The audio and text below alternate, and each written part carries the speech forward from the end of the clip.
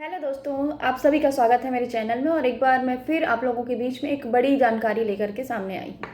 हमेशा कोई ना कोई खबरें जो हैं आप लोगों के साथ में मैं साझा करती हूँ, और आज एक ऐसी ही खबर मैं लेकर आई हूँ आप लोगों के लिए जो राजनीति से जुड़ी हुई है। छत्तीसगढ़ की राजनीति की यदि हम बात करें तो छत्तीसगढ़ की राजनीति में लगातार फेरबदल जारी है, और इन फेरबदल के चलते कब कहाँ कौन सी सूचना निकल जाए किसी को पता नहीं चलता है, और जब निकलती है सूचना तो सबको अचंभित कर देती है।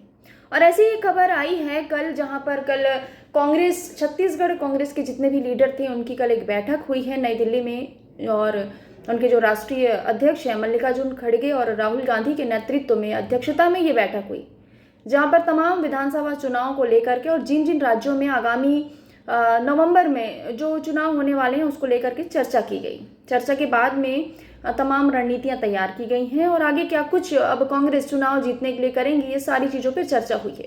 लेकिन इसी बीच देर रात एक खबर मिली कि जो 2.5 साल के मुख्यमंत्री का छत्तीसगढ़ में जो फार्मूला था वो काफ़ी प्रचलित रहा है अब तक, लेकिन अब कांग्रेस ने 2.5 साल के मुख्यमंत्री के कयास पर विराम लगा दिया है।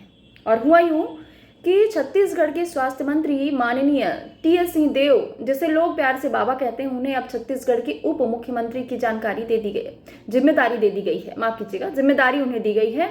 और अब टीएस सिंहदेव जी अब छत्तीसगढ़ के उप मुख्यमंत्री के रूप में अपनी जिम्मेदारी आगामी चुनाव तक, या कह सकते हैं कि आचार संहिता लगने तक वो अपनी जिम्मेदारी निभाएंगे। जैसे ही ये खबर विपक्ष को पड़ी, यानी कि भाजपा को पड़ी, लगातार भाजपा अपनी अपनी प्रतिक्रिया देती हुई दिखाई दे रही है। भाजपा का कहना यह है कि चुनावी उद्देश्य को देखते हुए अब जो है टीएस बाबा को चुनावी झुंझुना पकड़ा दिया है। कहीं पर यह भी बात आ रही है कि टीएस सिंहदेव को सिर्फ मनाने के लिए, रूठों को मनाने के लिए जिम्मेदारी दी गई है। तो तमाम प्रकार की कयास जो है अब भाजपा लगा रही है, अलग अलग प्रतिक्रियाएं भी निकल के आ रही हैं। लेकिन सबसे बड़ी बात यह है कि क्या आने वाले समय में छत्तीसगढ़ में जो चुनाव होने वाले हैं, क्या टीएस सिंहदेव को उप मुख्यमंत्री की जिम्मेदारी जो छत्तीसगढ़ में दी गई है, क्या ये सफल कारगर होगी, या सच में ये कोई कांग्रेस का हथकंडा है चुनाव जीतने के लिए?